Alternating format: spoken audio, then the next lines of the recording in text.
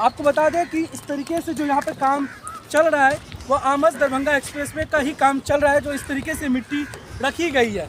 आपको बता दें आमस दरभंगा एक्सप्रेस दोस्तों एक बार फिर से हमारे चैनल पर मिथिलांचल एक्सप्रेस पे आप सभी का स्वागत है।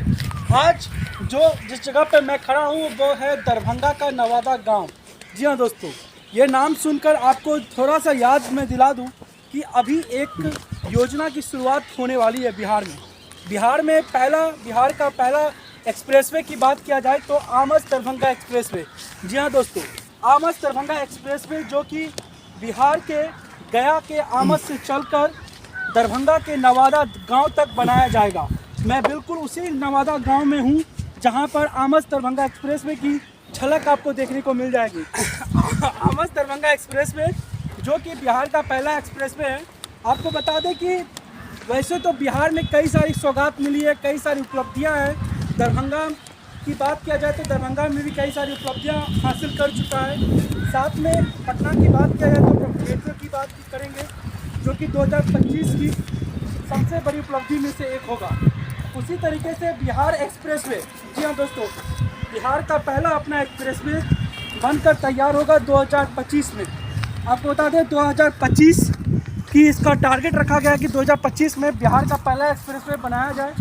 इसकी शुरुआत भी हो गई है। अभी हम लोग जिस जगह है आपको दरभंगा के नवादा गांव में, जो कि आपको झलक दिख रहा होगा ग्राउंड रिपोर्टिंग में, जो यहाँ पर सारा काम हो रहा है।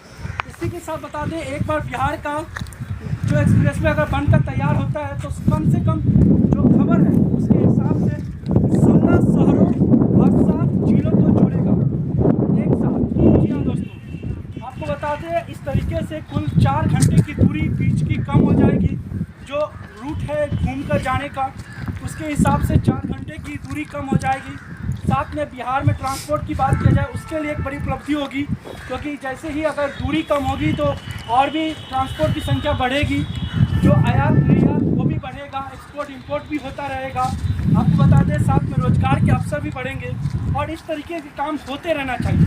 वहीं देश की बात किया जाए तो देश में कई एक्सप्रेसवे मिल चुका है सौगात में, लेकिन यह बिहार का पहला एक्सप्रेसवे है जो कि गया के आमस से चलकर दरभंगा के नवादा गांव तक बनाया जा रहा है। आप देख सकते हैं सारा यह काम उसी का चल रहा है, तो बहुत ही जल्द यह पूरी तरीके से इसको शुरुआत कर दी जाएगी। हम ये ग्राउंड रिपोर्टिंग आपके लिए लेकर आए हैं जिसमें हमने आपको दिखा रहे हैं कि किस तरीके से दरभंगा के नवादा गाँव में जो इसकी झलक देखने को मिल रही है कि किस तरीके से एनएच से इसको मिलाया जाएगा और गया के आमस में भी आपको यह झलक देखने को मिल जाएगी।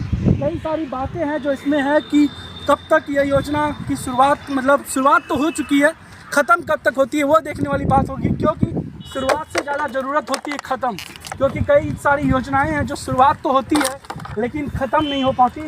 यहाँ पर बिल्कुल मैं एम्स की बात कर रहा हूँ, लेकिन अब ये जो इस एक्सप्रेसवे का काम है, जिस तरीके से मैं यहाँ से गुजरा, यहाँ से देखा, तो कई सारे ड्यूटी पर भी जो होते हैं लोग वो भी यहाँ से गुजरते हुए देखे गए।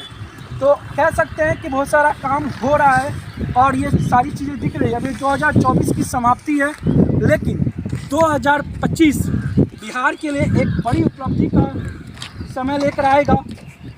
सबसे पहली उपलब्धि होगी हमारा पटना का मेट्रो, जिसे बताया गया है कि इसे 15 अगस्त के दिन शुरुआत की जाएगी।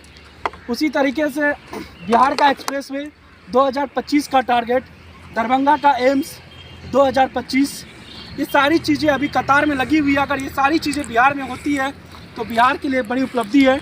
आप बने रहे चैनल में, मिलते हैं फिर।